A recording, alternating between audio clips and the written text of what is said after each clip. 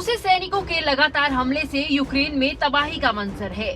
बम के गोले बरसाए जा रहे हैं, मिसाइलें दागी जा रही हैं। वहीं दोनों देशों के बीच शांति वार्ता को लेकर दुनिया भर में पहल तेज हो गई है। भारत की भूमिका भी इसमें काफी अहम मानी जा रही है। रूस और यूक्रेन के बीच 1 महीने से ज्यादा वक्त से जारी जंग को खत्म कराने के लिए भारत शांति दूत बन सकता है। युद्ध के बीच दोनों देशों में सुलह कराने में भारत अहम भूमिका निभा सकता है। रूस के विदेश मंत्री सरगेई लावरोव इस हफ्ते भारत के दौरे पर आ रहे हैं। वहीं इजराइल के प्रधानमंत्री नफ्ताली बेनेट 3 से 5 अप्रैल को भारत दौरे पर पहुंच रहे हैं। हालांकि इजराइल के पीएम नफ्ताली बेनेट ने कोविड-19 पॉजिटिव होने के बाद उनके भारत दौरे को लेकर सस्पेंस बरकरार है। बताया जा रहा है कि अगर नफ्ताली भारत का दौरा करते हैं तो यूक्रेन में जारी जंग को विराम देने की राह में कोई समाधान निकलने की संभावना है। रूस के विदेश मंत्री सरगेई लावरोव के साथ बातचीत करने के बाद भारत के प्रधानमंत्री नरेंद्र मोदी नफ्ताली बेनेट से बातचीत करेंगे।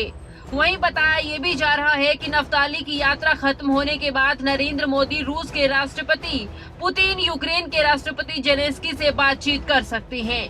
नफ्ताली और मोदी अगर पुतिन और जेलेंस्की से बातचीत करते हैं तो जंग खत्म करने को लेकर हल निकल सकता है। इजराइल का अमेरिका से भी बेहतर संबंध है और यूक्रेन से भी।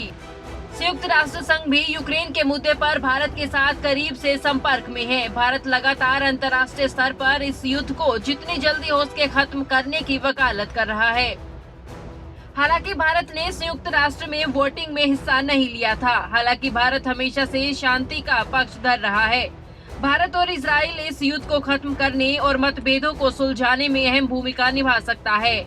गौरतलब है कि भारत और रूस के बीच संबंध अच्छे हैं, तो वहीं अमेरिका से भी भारत की नजदीकियां हैं और रिश्ते भी ठीक हैं।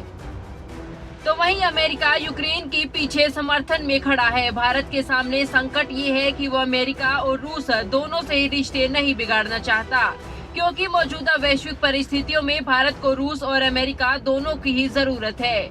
ऐसे में विवाद को सुलझाने में भारत महत्वपूर्ण भूमिका निभा सकता है।